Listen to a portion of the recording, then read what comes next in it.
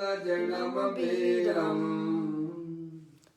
अनंत वर्णादिदंसण साहाबम्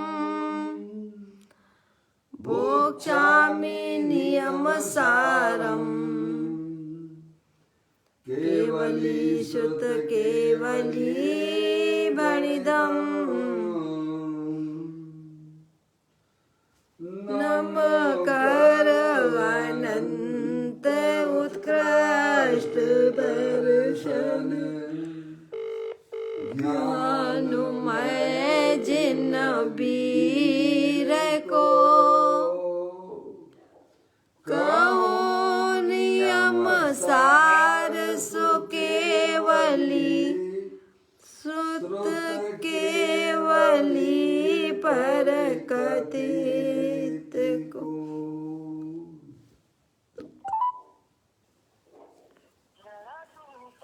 श्री नियम सार जी नामक यह परम आध्यात्मिक ग्रंथ स्वाध्याय हेतु में विराजमान है। आज से 2000 वर्ष पहले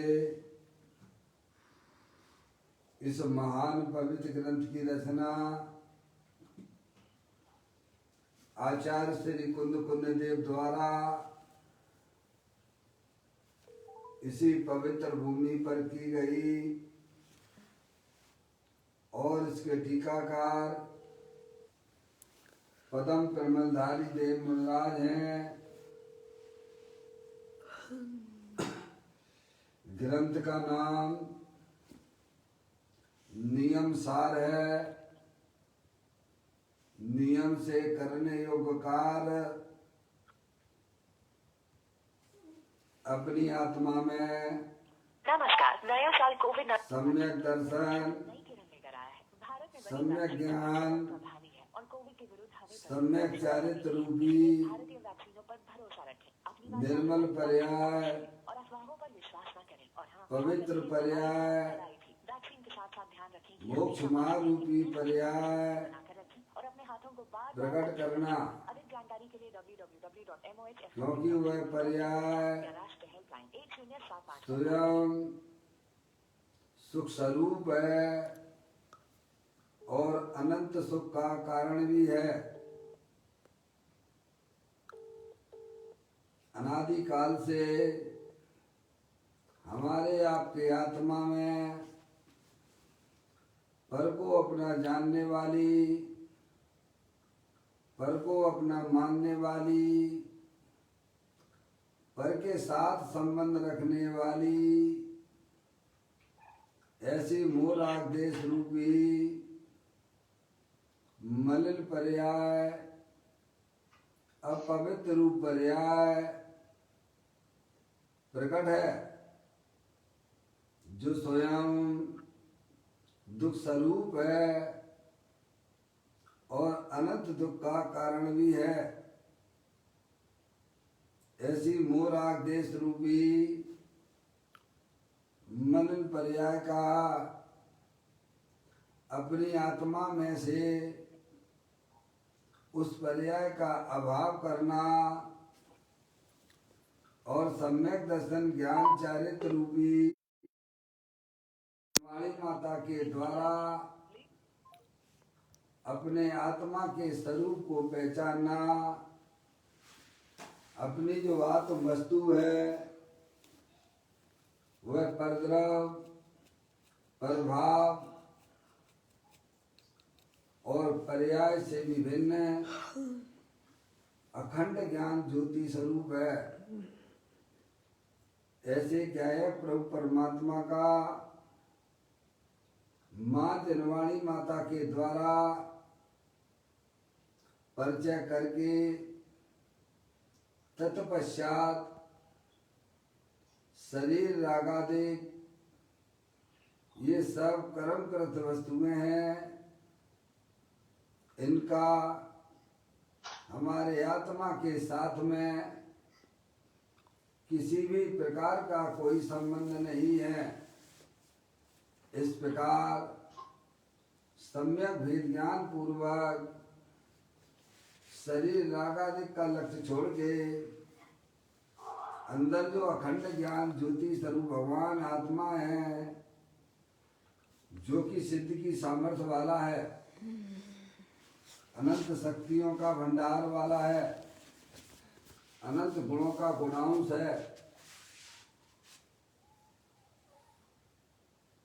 ऐसे ज्ञायक प्रभु परमात्मा में अपनापन स्थापित करना और उसी को निज रूप से जानना और उसमें ही अपनी वर्तमान पर्याय को मग्न कराना,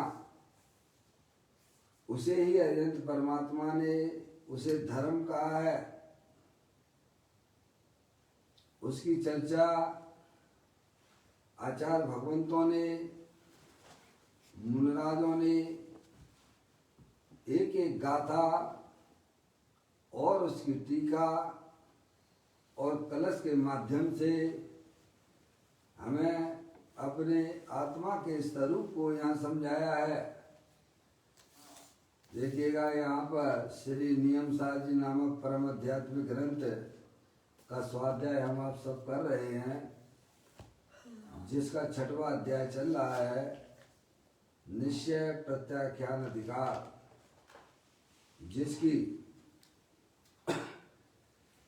103 नंबर की गाथा पूर्ण होने के बाद और उसके कलशों का स्वाध्याय करने के बाद अब यहाँ पर आचार्य कुंदकुंद देव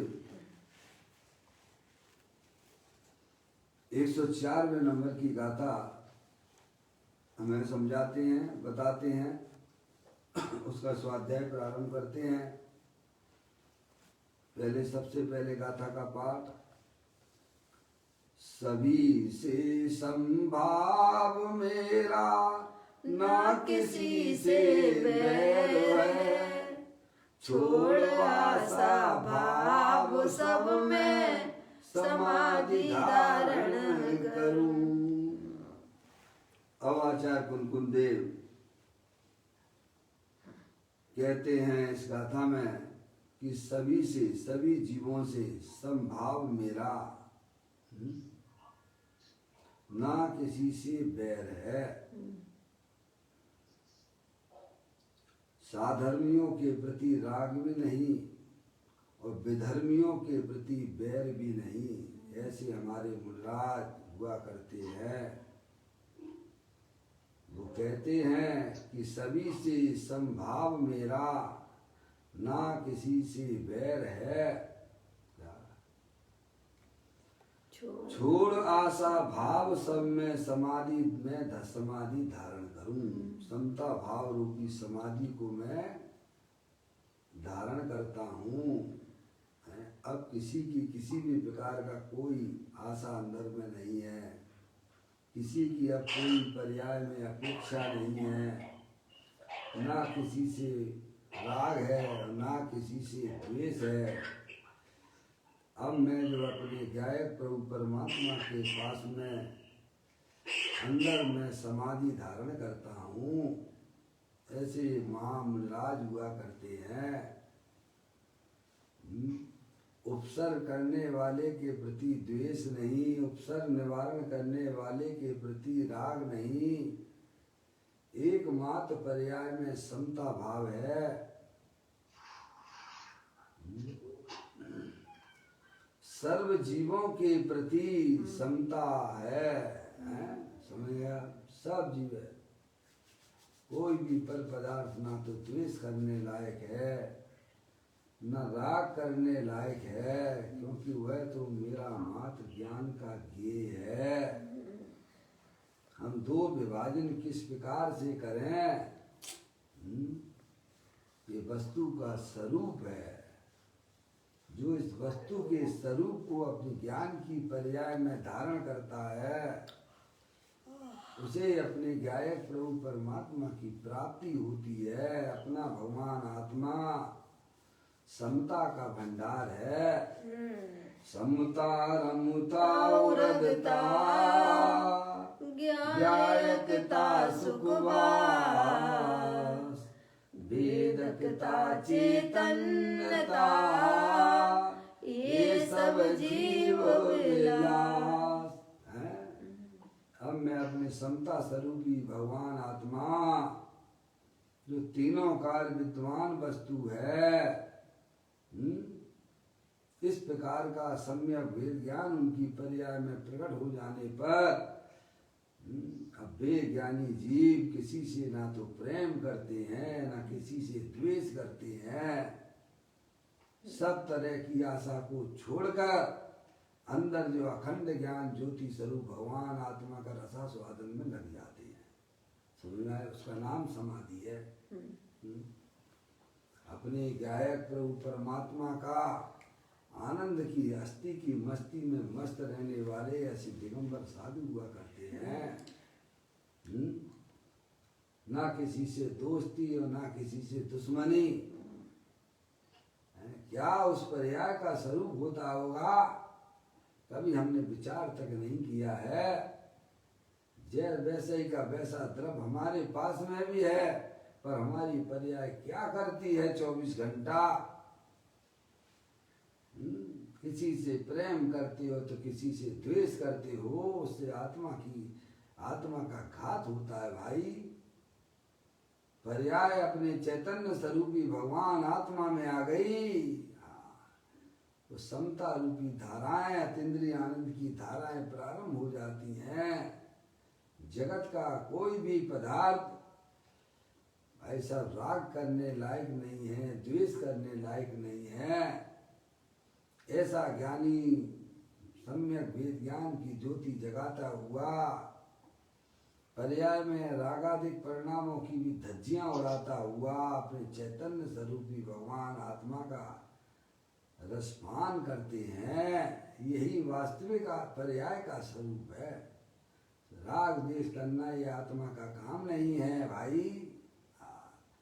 अपने चैतन्य स्वरूपी भगवान आत्मा का रसास्वादन करना।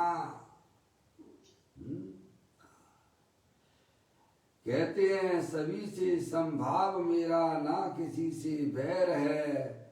छोड़ आशा भाव सब में समाधि धारण करूंगा। ऐसा हमारा स्वरूप होना चाहिए भाई। अनंत काल हो गया है, अब तो पर्याय में जागृति लाने की बात है। ऐसा समता रूपी धन देव लेवल में विराजमान, भाई साहब उसको पहचानो भाई। मुनिराज तो करते ही हैं, और प्रत्येक जीव का कर्तव्य भी यही है, किसी भी पर द्रव्य से प्रेम ना करो, किसी के प्रति अंदर में द्वेष की भावना पनपने ना दो। जहां द्वेष रहता है वहां पीछे उसके राग पड़ा हुआ है। इसीलिए राग द्वेष की प्रवृत्ति छोड़कर अंदर समता स्वरूपी भगवान आत्मा, उसका रसास्वादन करो भाई। सर्व जीवों के प्रति समता है। समता का आनंद तो देखो कितना गजब का है भाई। राग द्वेष के आनंद नहीं, राग द्वेष में आत्मा कटता है, सही बात, मरता है, दुखी होता है। आत्मा की हिंसा होती है उसमें। आचार्य अमृतचंद देव ने अपने पुरुषार्थ सिद्धि आदि ग्रंथों के अंदर ये बात लिखी है, आत्मा में राग की उत्पत्ति होना आत्मा की हिंसा है। समझ में आया भैया? बैर मुक्ता धर्म नहीं है, अधर्म है।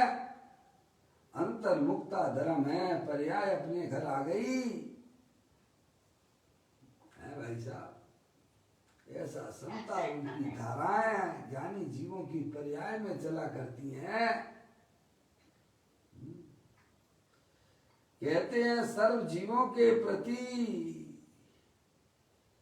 मुझे समता है। क्या है? ना किसी से राग और ना किसी से द्वेष। समझ रहे हैं आप? ये पर्याय की बात है। द्रव्य तो समता आनंद का भरपूर है। समझ में आया? द्रव्य तो सबका सबका द्रव्य जो है समता स्वरूपी है। पर पर्याय की बात की जा रही है। मुनराज कहते हैं सर्व जीवों के प्रति मुझे समता है, मुझे किसी के साथ बैर नहीं है।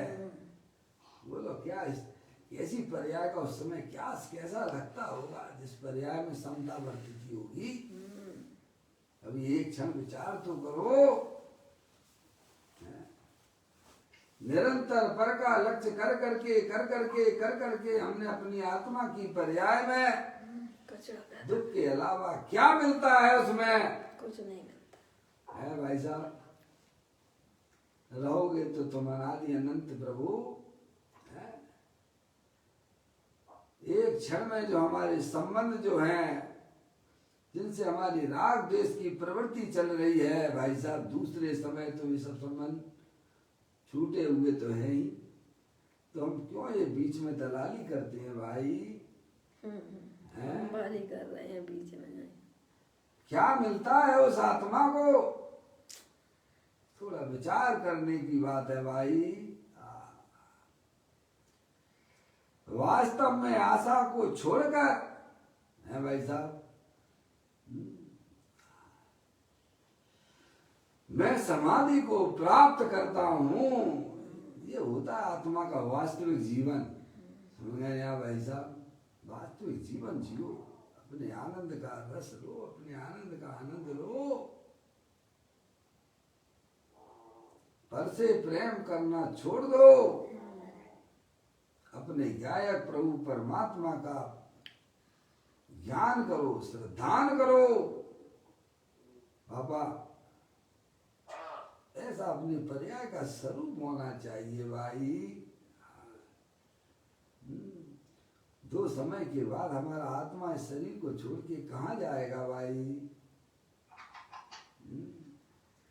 ज्ञानी हमें समझाते हैं, आचार्य भगवंत हमको समझाते हैं, जो श्वास अंदर चली गई है वह लौट के आएगी कि नहीं आएगी इसका कोई भरोसा नहीं है। कितना जंजाल फैला रखा है भाई।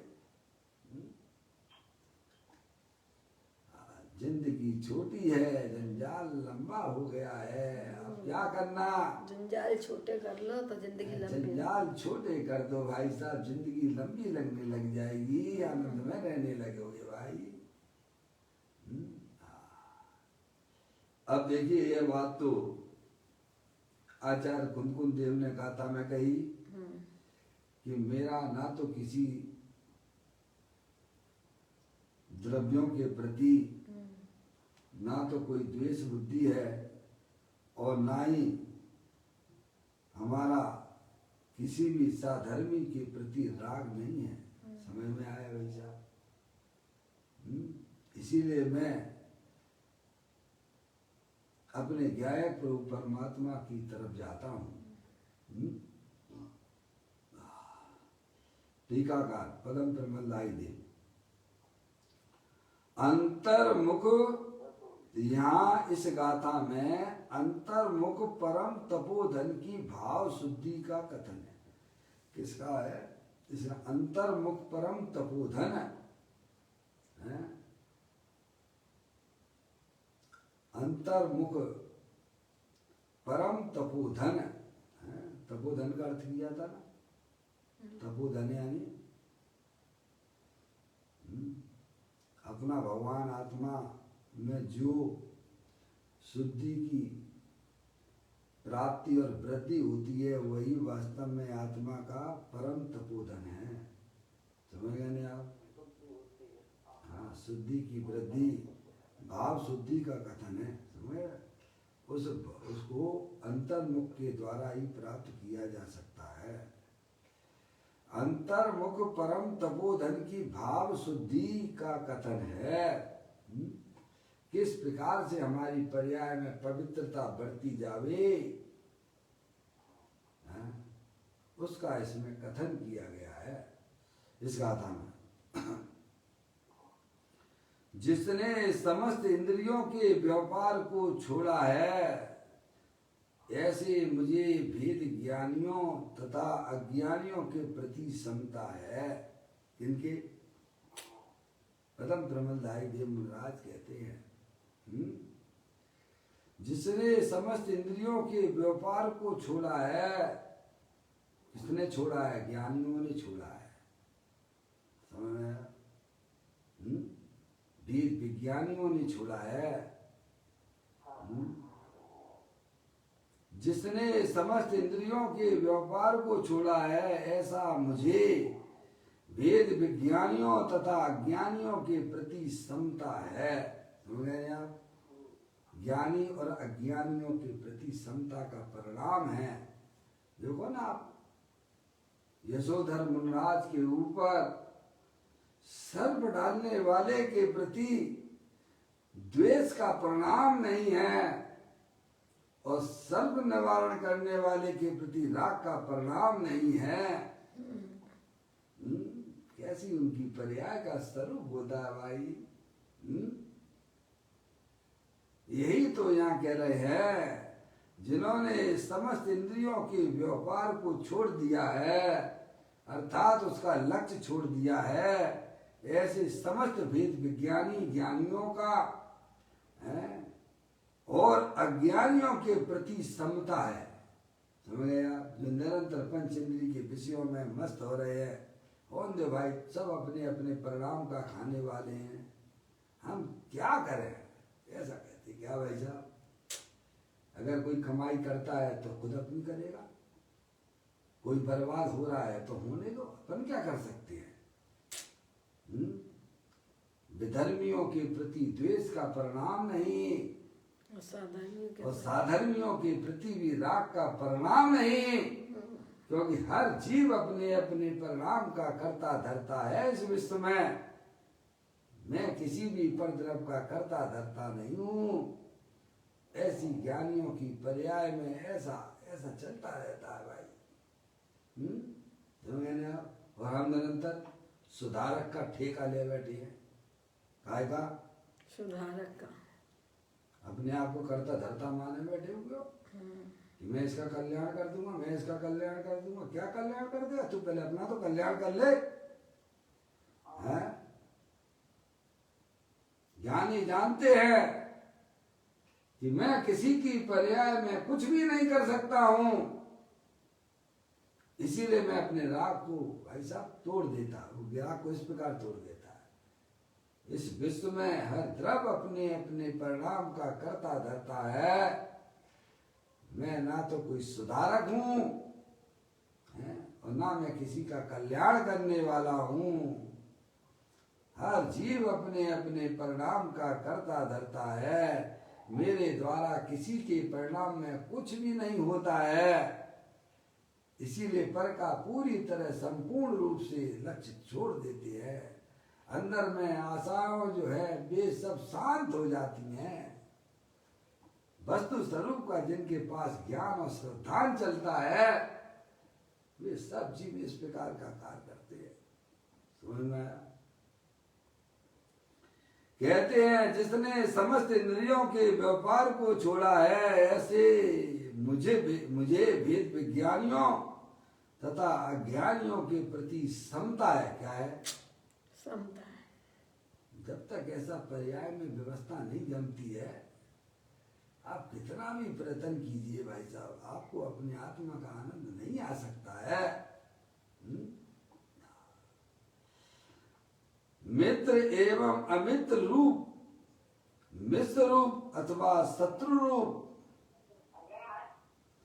परिणति के अभाव के कारण मुझे किसी प्राणी के साथ बैर नहीं है। क्या समझे आप? चाहे वह मित्र हो और चाहे हमारा शत्रु हो। कहते मित्र अमित्र रूप परिणति के अभाव के कारण। क्या ये सब किस में चल रहा है भाई साहब? पर्याय की बात चल रही है। पापा पापा मम्मी को लगा दे आप। थोड़ा सावधानी की जरूरत। हाँ आ रही है, आपकी आवाज आ रही है, लेकिन साथ में जो है आपकी सोने की आवाज भी आती है।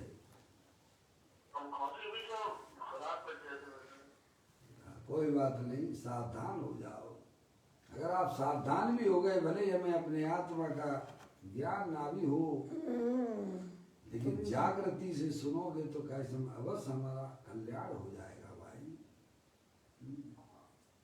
पर्याय की जागृति हमारे लिए बहुत जरूरी है बाबा। देखो तो हमारे जैसे जीव है कितना अच्छा अच्छा काम कर लेते हैं। ज्ञानी लोग यही तो कार्य करते हैं, और क्या करते हैं वो अपने आत्मा में जागृति रखती है। मैं मनुष्य नहीं हूँ, मैं स्त्री नहीं हूँ, मैं रागी द्वेषी नहीं हूँ, मैं तो चेतनी सर भगवान आत्मा हूँ। ऐसा अंतर्मुखी उपयोग के द्वारा अपने गायक प्रभु परमात्मा को जानते हैं। कहते हैं मित्र अमित्र रूप परिणति के अभाव के कारण, क्या पर्याय में ना तो कैसे मित्र का राग है और ना ही अमित्र यानी शत्रु, समझ गए आप। ऐसा कोई भी परिणाम उनकी पर्याय में नहीं है। गजब है, क्या करते हैं मुनराज, एक ही दम लगा है भाई साहब। मित्र अमित्र रूप परिणति के अभाव के कारण अब उनकी पर्याय में भाई साहब राग द्वेष की प्रवृत्ति नहीं है, उस पर्याय का अभाव हो गया है। क्या भाई साहब, मौसी मौसी ऐसी पर्याय होना चाहिए। सही बात है। कहाँ देखना रहा, किसकी तरफ देखना रहा भाई साहब। सब जगत के पदार्थ है, मुझे किसी से क्या लेना देना है। ज्ञानी जीव तो ये काम करते हैं। मित्र अमित्र रूप परिणति के अभाव के कारण उनकी पर्याय में राग द्वेष का अभाव है। मुझे किसी प्राणी के साथ बैर नहीं है। सहज वैराग्य परिणति के कारण मुझे कोई भी आशा नहीं बरतती है। निरंतर अपने गायक प्रभु परमात्मा का रसा स्वादन उस पर्याय में चल रहा है। कहते नहीं, सहज वैराग्य परिणति के कारण मुझे कोई भी आशा नहीं बरतती है। चाय गई चिंता गई मनुआ बेपरवाह, जिन्हें कछु ना चाहिए वे साहल की साह। यही बादशाह है, बादशाहों के भी बादशाह है, जिनकी अंदर में भाई साहब आशा रूपी किरण अस्त हो गई है, और अपने गायक प्रभु परमात्मा का जिसको अविलंबन आश्रय बरत रहा है, वह दिन कब हमारे जीवन में आए, ऐसी भावना वाला।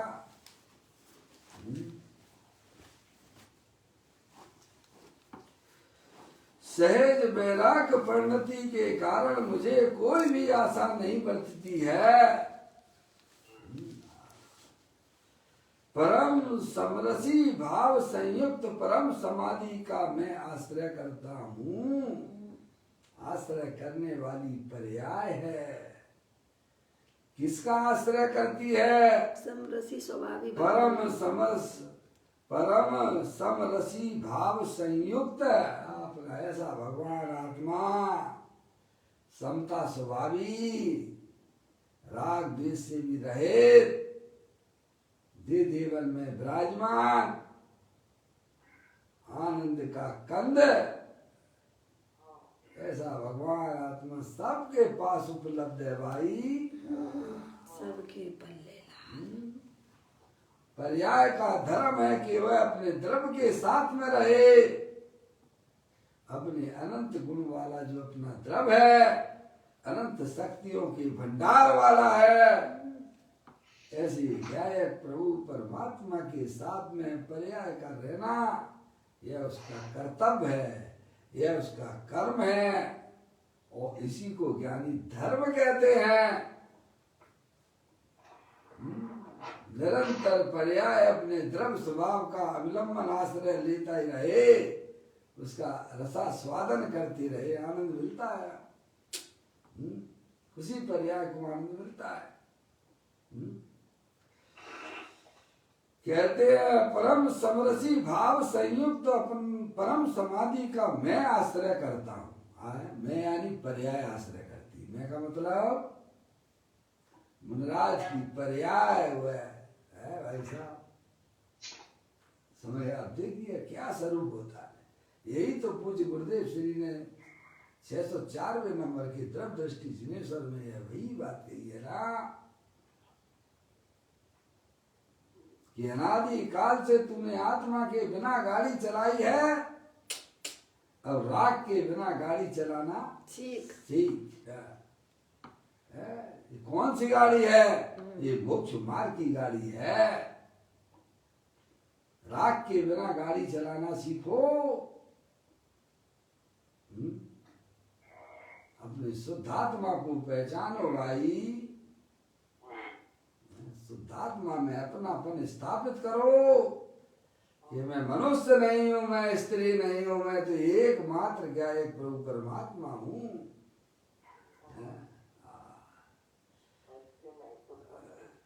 परम सम रसी भाव संयुक्त परम समता रस से भरा हुआ है। सुनेंगे आप आनंद कंद का रस।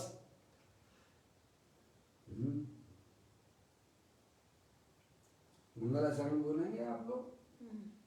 नाटक समय सार का बोलो क्या है?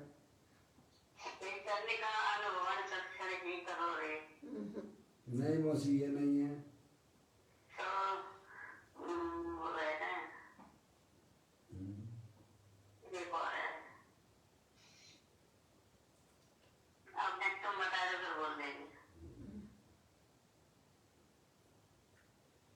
बोलो भाई क्या है? मम्मी है? जामे भरो अपार बंदो परमानंद में। बोलो समय सार का दो समझ में आया? अपने रस देखो। कहे विलक्षण पुरुष सदा मैं एक हूँ, अपने रस से भरो अनादि टेक हूँ। हुए कर्म मम नाई नाई भ्रम कूप है, ज्ञान चेतना सिंधु हमारा रूप है। ये नहीं है समझा? मैं तो बता रहा हूँ। कहे विलक्षण पुरुष सदा मैं एक हूँ, अपने रस से भरो अनादि टेक हूँ। ज्ञानी जीव मुझे दीजिए आप छोड़िए। ज्ञानी जीव क्या कहते हैं? कहे विलक्षण पुरुष सदा मैं एक हूँ, अपने रस से भरो अनादि टेक हूँ। मोह कर्म मम नाई नाई भ्रम कूप है, ज्ञान चेतना सिंधु हमारा रूप है। कैसा है मेरा भगवान आत्मा? कहे विलक्षण पुरुष यानी जीव कहते हैं। कहे विलक्षण पुरुष सदा मैं एक हूँ, अपने रस से भरो अनादि टेक हूँ। ऐसा समता रस से भरा हुआ भगवान आत्मा। भाई साहब शरीर और राग के पीछे है। थोड़ा अपने ज्ञान का परिवर्तन वहां कराओ जिसमें दुख की पर्यायों का अभाव है। ऐसा आनंद स्वरूपी भगवान आत्मा। कहे विलक्षण पुरुष सदा मैं एक हूँ, अपने रस से भरो अनादि टेक हूँ। मोह कर्म मम नाई नाई भ्रम कूप है। नाई तो मोह कर्म है और ना ही भ्रम जनित पर्याय उसमें है। कहे विलक्षण पुरुष सदा मैं एक हूँ, अपने रस से भरो अनादि टेक हूँ। मोहे कर्म मम नाई नाई ब्रह्म कूप है, ज्ञान चेतना सिंधु हमारा रूप है। क्या है? ज्ञान चेतना सिंधु हमारा रूप है। ज्ञान का सागर, अत्यंत आनंद से भरपूर, सुख शांति से लबालब भरा हुआ है, ऐसी अपनी चैतन्य वस्तु है। समय सा नाटक में तो मंगलाचरण करते हुए कहते हैं, निज स्वरूप को परम रस जामे भरो अपार, बंदो परमानंद में समय सारे विकार। कैसा है निज स्वरूप को परम रस। मौसी कैसा है अपना स्वरूप? निज स्वरूप को परम रस जामे भरो अपार, बंदो परमानंद में समय सारे विकार। ऐसा अपना भगवान आत्मा ज्ञान आनंद के रस से भरपूर है। तो कहते हैं परम समरसी भाव संयुक्त। कैसे संयुक्त है? अपने गुणों से। परम समरसी भाव से संयुक्त। बताइए, अनंत काल हो गया भाई, अपने आत्मा की खबर तक नहीं ली है हमने, इसीलिए हमारी पर्याय में दुख की पर्याय चल रही है भाई।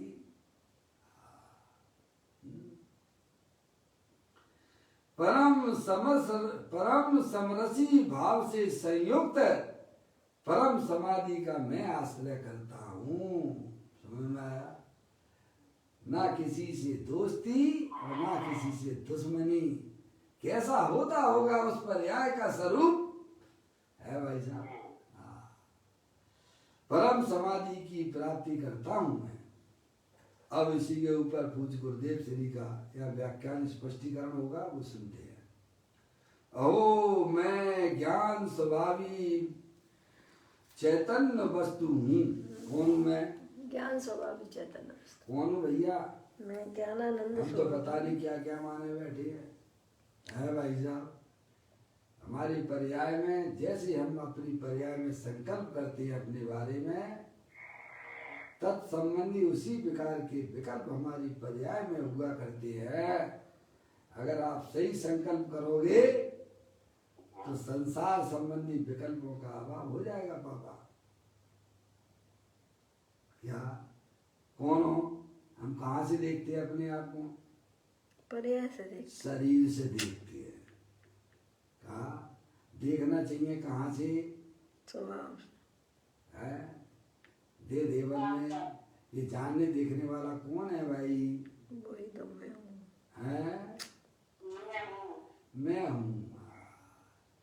मैं ज्ञान स्वभावी चैतन्य वस्तु हूँ। मैं मनुष्य नहीं हूँ, मैं स्त्री नहीं हूँ भाई। पर्याय में जो रागादिक परिणति होती है संसार अवस्था में, वह भी मैं नहीं हूँ। मैं तो ज्ञान स्वरूपी भगवान चेतनेश्वर हूँ। मैं ज्ञान स्वभावी चैतन्य वस्तु हूँ। ऐसा कहिए, ऐसा पर्याय अपने आप को स्वीकार करे, तब धर्म की प्राप्ति होती है। मैं ज्ञान स्वभावी चैतन्य वस्तु हूँ। मैं किसी का मित्र या शत्रु नहीं, और ना कोई दूसरा मेरा मित्र या शत्रु है। समझ गए आप? क्या बस ये इस रूप से आप जानोगे अपने आप को, तो फिर क्या है किसी की मित्रता है? कौन है? सब अपने अपने में अपना अपना काम करते हुए नजर आएंगे आपको। क्या जब वास्तविकता में पर्याय में ज्ञान हो जाता है, तब उस आत्मा की पर्याय में विकार की उत्पत्तियां होना धीरे धीरे खत्म हो जाती हैं।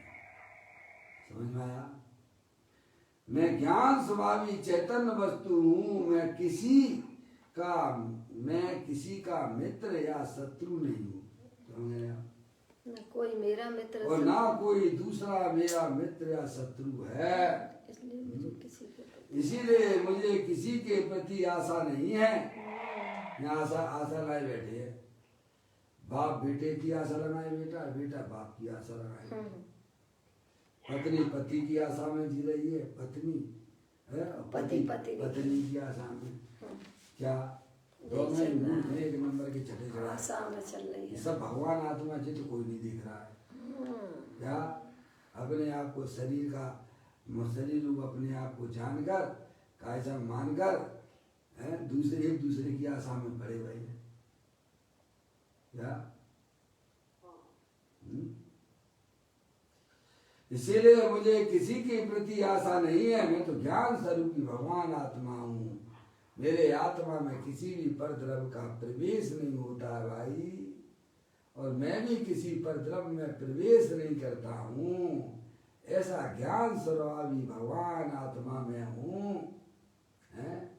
क्या मिलता है परद्रव्य से बताओ?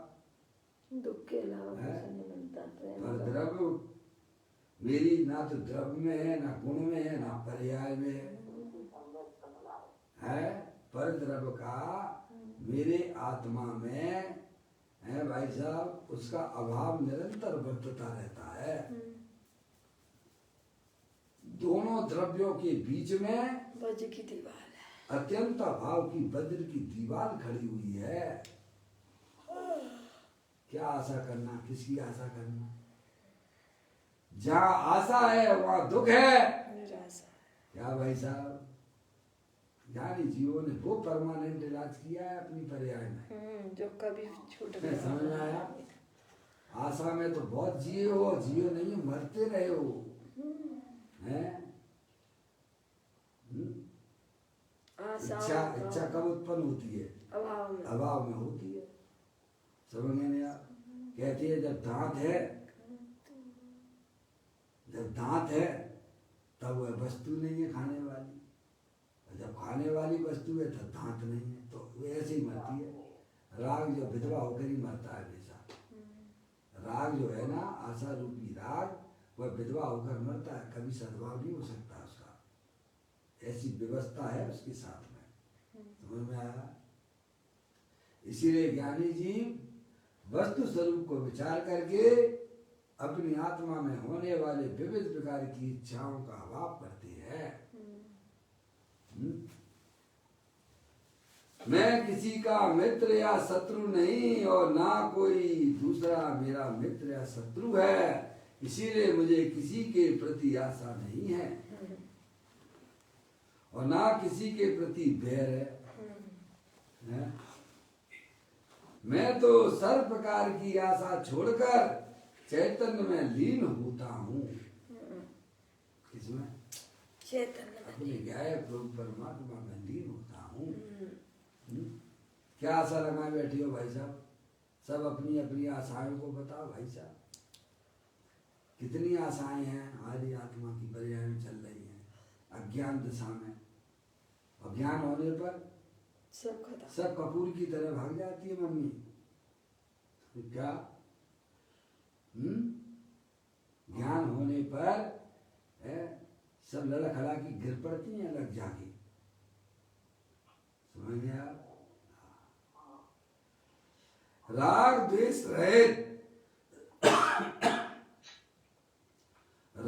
द्वेष रहित परम समाधि प्रकट करता हूं। हे जगत के जीवो, हमने जैसा किया है वैसा तुम भी करो। क्या कहते हैं? ये सीखा कि नहीं सीखा है भाई साहब? आचार्य भगवान कहते हैं मैं तो भाई साहब अपनी आत्मा अपनी पर्याय को अपने गायक परमात्मा के साथ में आनंद ले रहा हूँ। मैं तो किसी की आशा में नहीं जी रहा हूँ। समझ में आया? जैसा मैं अपना जीवन जी रहा हूँ वैसा तुम भी अपना जीवन जियो। यही जीने की कला है भाई साहब। समझ में आया? पर की आशा में तो आत्मा कटता है, मरता है। हे जगत के जीवो, हमने जैसा किया है वैसा तुम भी करो, यही भगवान का संदेश है। समझ गए आप? यहाँ इस गाथा में अंतर्मुख तपोधन की भाव शुद्धि का कथन है। ये पदम प्रबंधाई देव मुनिराज ने कहा। इसी बात को पूज्य गुरुदेव श्री खुलासा कर रहे हैं। जिसने समस्त इंद्रियों के व्यापार को छोड़ा है, ऐसे मुझे वेद विज्ञानी तथा ज्ञानियों के प्रति समता है? हमें इतना समझाते समझते ही नहीं है। कहा तुमने ठेका ले लिया है क्या? हैं? क्यों अपना दिमाग खराब करते हो भाई? पूज्यपाद स्वामी जी तो ऐसा कहते हैं, पर को समझाने का परिणाम, भाई साहब, पर को समझाने का परिणाम वह तो पागलपन है। मम्मी क्या है? पागलपन है, समाधि तंत्र में कही है। अरे बोलो क्या है मौसी? पागलपन। हमें लगता है नहीं लगता, मैं तो लगता जा समझा दे अच्छे से। अच्छा समझ जाएगा तो आपको क्या मिल जाएगा? चलो ईमानदारी से बताओ। कुछ नहीं। अगर वो समझ जाएगा तो आपको क्या मिलेगा? कुछ वो नहीं। समझ जाएगा तो ज्ञान आनंद मिलेगा आपको? नहीं मिलेगा। हम तो उसकी समझाने की बात कर रहे हैं। दूसरे को समझाने के लिए है? लगे भाई मराते हैं मौसी। है? सोचो, अरे दूसरा समझ जाएगा तो हमें क्या मिलेगा? उसको ही लाभ होगा। अगर और नहीं समझेगा तो हमें क्या हानि है? समझ जाए। ऐसा ज्ञानी जीव सम्यक वेद ज्ञान के द्वारा अपनी परिणति को प्रसिद्ध भी कर लेते हैं। समझ में आया भाई? सारा प्रताप वेद ज्ञान का है। कहते वो तो पागलपन है, तो फिर काहे नहीं समझा रहे? कौन किसको समझा रहा है? मैं तो अपनी आत्मा को समझा रहा हूँ। क्या कहा? अरे मैं पढ़ता हूँ, सुनता हूँ, तो भाई साहब किसके लिए है? स्वयं के लिए। स्वयं के लिए है। समझ में आया भाई साहब? पूज्यपाद स्वामी कहते हैं, पर को उपदेश देना ये पागलपन है। समाधि तंत्र में लिखा हुआ है, क्योंकि जो समझता है वह दिखता नहीं है, जो दिखता है वो समझता नहीं है। मेरा उपदेश देना व्यर्थ है। पागलपन नहीं है तो और क्या है? ऐसे ज्ञानी जी वेद ज्ञान के द्वारा अपनी परिणति को अंतर्मुख किया करते हैं।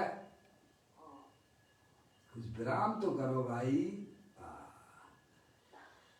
यहाँ इस गाथा में अंतर्मुख तपोधन की भाव शुद्धि का कथन है। जिसने समस्त इंद्रियों के व्यापार को छोड़ा है, ऐसा मुझे वेद विज्ञानी अथवा ज्ञानी जनों के प्रति समता है।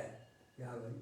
आगे मुनिराज कहते हैं कि ओ मैं तो बैर मुख लक्ष्य छोड़कर अपने चैतन्य में अंतर्मुख होता हूँ। इस प्रकार से वह पर्याय में वेद ज्ञान करते हुए अपनी पर्याय को अंतर्मुख करते हुए आनंद के रस को प्राप्त करते हैं। मैं तो बैर मुख लक्ष्य छोड़कर अपने चैतन्य में अंतर्मुख होता हूँ। जड़ इंद्रियां तो मेरे से भिन्न है। क्या है? शरीर परिणाम को प्राप्त जड़ इंद्रियां तो मेरे से भिन्न है, और अंदर में ज्ञान के खंड खंड उपयोग रूपी भाव इंद्री का व्यापार भी छोड़कर मैं चैतन्य की समता में ठहरता हूँ। क्या? ये जड़ इंद्रियां, शरीर परिणाम को प्राप्त जड़ इंद्रियां, और इनके माध्यम से जो ज्ञान की प्रवृत्ति होती है, खंड खंड ज्ञान की, उसे भाव इंद्री कहते हैं। दोनों के आगे इंद्रियां लगी हुई हैं। मौसी, समय साल की 31वें नंबर की गाथा को याद कर लेना चाहिए। इंद्रियों से भिन्न अपना भगवान आत्मा है। समझ आप? द्रव इंद्रियां, शरीर परिणाम को प्राप्ति जड़ इंद्रियां, और अंदर में जो ज्ञान का जो खंड खंड ज्ञान जो पर निरंतर जो पर का लक्ष्य करके उत्पन्न हमारी पर्याय में होता है, वो खंड खंड ज्ञान इंद्रिय ज्ञान है? वह भी मेरे आत्मा से अत्यंत भिन्न है। कहते हैं जड़ेंद्रियां तो मेरे से भिन्न है, मैं अंदर में ज्ञान के खंड खंड उपयोग रूप भाव इंद्रियों का व्यापार भी छोड़कर, मतलब क्या है? उसका भी लक्ष्य छोड़कर मैं चैतन्य की समता में ठहरता हूं। कहा अपने ज्ञान प्रभु परमात्मा के पास पर्याय आ गई। कहाँ गई? एक बार इसमें ढल तो जाओ, देखो आप कितना आनंद मिलता है। पर द्रव पर भाव का लक्ष्य छोड़ दो, अंदर जो अखंड ज्ञान ज्योति स्वरूप भगवान आत्मा, सुबह का भूला अगर शाम को घर वापस आ जाए उसे भूला नहीं कहते हैं भाई। इस प्रकार वेद ज्ञान पूर्वक ज्ञानी द्रव इंद्रिय और भाव इंद्रियों का भी लक्ष्य छोड़कर मैं चैतन्य की समता में ठहरता हूँ। इस प्रकार अपनी ज्ञान की पर्याय का अंतर्मुख कर लेते हैं, अपनी आत्मा का रसास्वादन करते हैं। मुझे बाह्य लक्ष्य ना होने से वेद विज्ञानी तथा अज्ञानी सभी जीवों के प्रति समता है, ऐसा मुनराज कहते हैं। अब मेरी पर्याय में बाहर का लक्ष्य छूट गया है और उसके अभाव में मैं तो अंदर में त्रिकालिक ध्रुव भगवान आत्मा का आनंद लेता हूं। यही जीव का कर्तव्य है, बाहर का भय लक्ष्य छोड़कर अंतर्मुखी उपयोग के द्वारा अपने चैतन्य आनंद का रस जो भगवान आत्मा उसका रसास्वादन करने वाली पर्याय है। मुझे बाह्य लक्ष्य ना होने से, ज्ञान मुनराज कहते हैं, मुझे बाह्य लक्ष्य ना होने से वेद विज्ञानी तथा अज्ञानी सभी जीवों के प्रति समता है। क्या? इसीलिए तो आचार पद छोड़ के जो है मुनि अवस्था में आ जाते हैं। वो जिम्मेदारी भी अब खत्म कर देते हैं। अरे अपने जैसे दूसरे संतों के प्रति मुझे राग नहीं है। क्या? अपने जैसे दूसरे संतों के प्रति मुझे राग नहीं है और महाविराधक अज्ञानी जीवों के प्रति मुझे द्वेष नहीं है। सब जीव अपने अपने परिणमन प्रभाव में बह रहे हैं। क्या में बह रहे हैं? सभी जीव सब अपने अपने है भाई साहब, जिसको जिसकी रुचि है वो अपने अपने हिसाब से अपना अपना काम कर रहे हैं। कोई भी द्रव है निरर्थक नहीं है, बेकार नहीं है। मम्मी पापा मम्मी है बोल रहे नहीं मम्मी? कोई बात नहीं है, कोई भी पदार्थ निरर्थक नहीं है। अपने यहाँ एक शक्ति बताइए, बोलो कौन सी शक्ति बताइए? सामान्य गुणों की बताइए, सामान्य गुणों में आइए। वस्तुत्व नाम की शक्ति, समझे? अनंत शक्तियों में एक वस्तुत्व नाम की शक्ति, बोलो किसे कहती है? जिस शक्ति के कारण जीव अपना प्रयोजन भूत कार्य करे। समझे? जिस शक्ति के कारण से जीव अपना प्रयोजन भूत कार्य करता ही रहता है। सभी द्रव अपना प्रयोजन, समझे? सब द्रव अपना प्रयोजन भूत कार्य कर रहे हैं। तो भैया फिर अपन को अपना प्रयोजन भूत कार्य करना चाहिए नहीं करना चाहिए? क्या क्या है प्रयोजन भूत कार्य? अपनी पर्याय में परमन होना वही वास्तविक प्रयोजन भूतकार है। समझेंगे आप? जो भी कार्य हो रहा है वह सब प्रयोजन भूतकार। कोई तो यहाँ पे जो है ज्ञानी अज्ञानी सब को लिया। देखिए आप कहते हैं सब जीव अपने अपने परमन प्रभाव में बह रहे हैं। क्या में बह रहे हैं? चाहे वह परमन विपरीत रूप से होवे, चाहे वह परिणमन अनुकूल रूप से हुए, है नहीं, पर सब अपने अपने परिणमन में है कि नहीं। परिणमन के बिना तो कोई वस्तु होती है क्या? कोई द्रव होता है क्या? नहीं। नहीं होता ना। तो कहते हैं सभी जीव अपने अपने परिणमन प्रभाव में बह रहे हैं। कोई जीव भी मेरे चैतन्य में से बहती हुई निर्मल पर्याय के प्रभाव को रोकने में समर्थ नहीं है। ऐसा बढ़िया आनंद मिलता है, क्या समझेंगे आप? उसे कोई छेड़खानी नहीं कर सकता है, परिणमन को छेड़खानी नहीं कर सकता है। समझिए आप, कितना सुंदर वस्तु स्वरूप है। मेरे चैतन्य में से बहती हुई निर्मल पर्याय के प्रभाव को रोकने में समर्थ नहीं है। एक बार आपने ये काम अपना कर लिया, पर्याय का मुख अपने द्रव के सन्मुख जब हो जाता है, तब पर्याय में जो द्रव के अंदर परम पवित्र स्वरूप भगवान आत्मा है, उसका पर्याय में प्रभाव चालू हो जाता है, पवित्रता का प्रभाव चालू हो जाता है। पर के लक्ष्य से तो अपनी पर्याय में गंदगी होती है, अपवित्र होती है पर्याय, और अपने स्वयं के आश्रय से पवित्र पर्याय प्रकट होती है, मोक्ष मार्ग रूपी पर्याय प्रकट होती है। भाई, मेरे चैतन्य में से बहती हुई निर्मल पर्याय के प्रभाव को रोकने में समर्थ नहीं है। क्यों नहीं है? क्योंकि दोनों के बीच में अत्यंत भाव है। धर्मी को भी श्रद्धा में तो ऐसी ही वीतरागता है। कैसी वीतरागता? जैसी मुनिराजों को होती है। किसमें? श्रद्धा में है। चारित्र में अभी थोड़ा कमजोरी है, समझ में आया? पर श्रद्धा की अपेक्षा तो है, जैसी मुनिराज की श्रद्धा है, जैसी सिद्ध परमात्मा को श्रद्धा है, वैसी श्रद्धा यहाँ ज्ञानी चौथे गुण स्थान वाले जीव को होती है। चारित्र में तो परिवर्तन है, चारित्र में तो अंतर है। क्या है मौसी? चारित्र में अंतर है। श्रद्धा तो जैसी सिद्ध भगवान को है, वैसी ज्ञानी जीवों को होती है। जैसी मुनिराजों को श्रद्धा होती है, वैसी श्रद्धा मैं चेतनेश्वर भगवान आत्मा हूँ, ऐसे चौथे गुण स्थान वाले को होती है, ऐसी मुनिराजों को होती है। समझ गया? निर्विकल्प। कहते हैं धर्मी को भी श्रद्धा में तो ऐसी ही वीतरागता है, श्रद्धा की वीतरागता की बात, और चारित्र की वीतरागता है। समझ, दोनों में अंतर समझना चाहिए। धर्मी को भी श्रद्धा में तो ऐसी वीतरागता है, परंतु यहाँ तो स्वरूप में लीन हुए मुनिवरों की समाधि की बात है। क्या?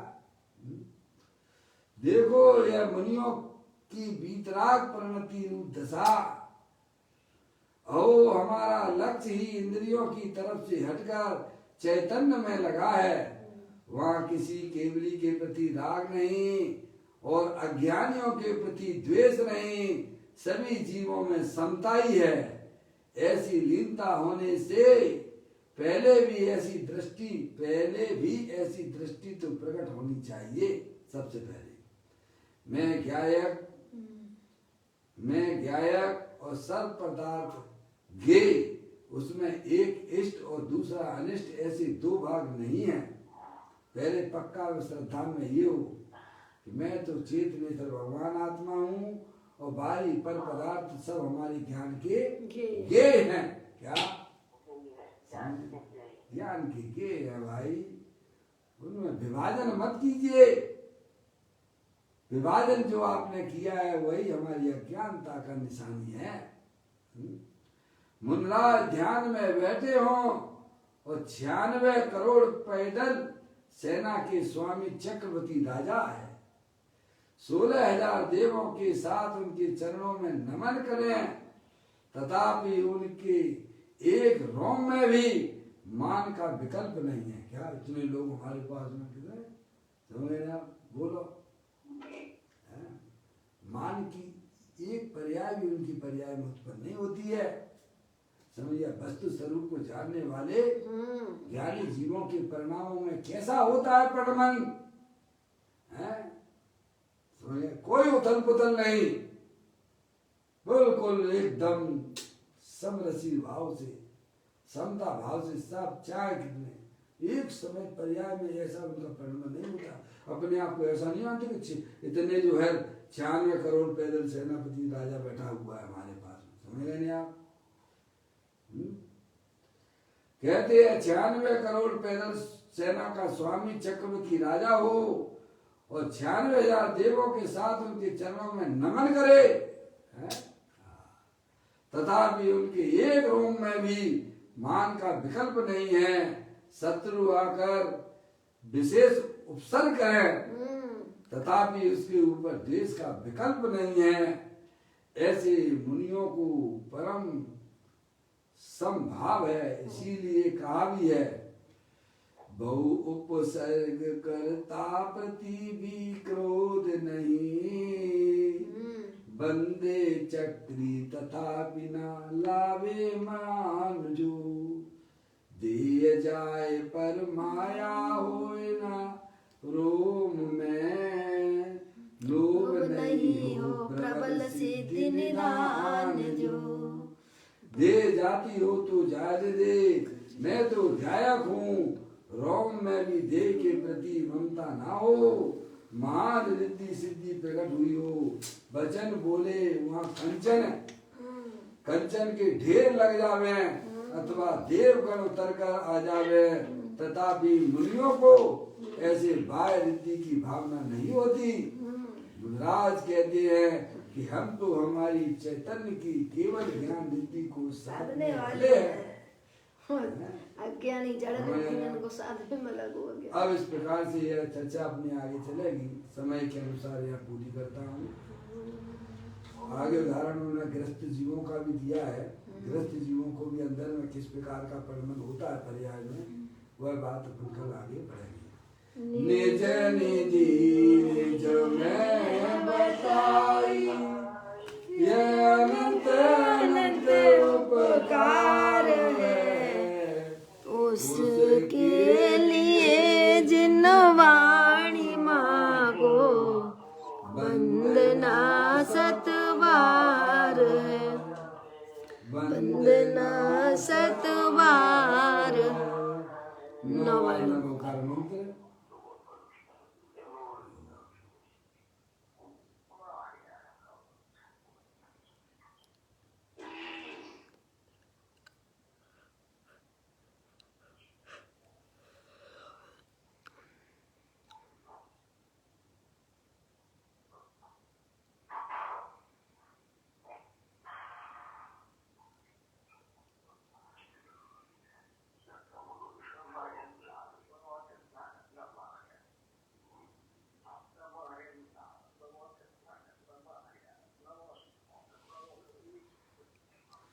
बोलो तो सांग जिनवाणी माता की।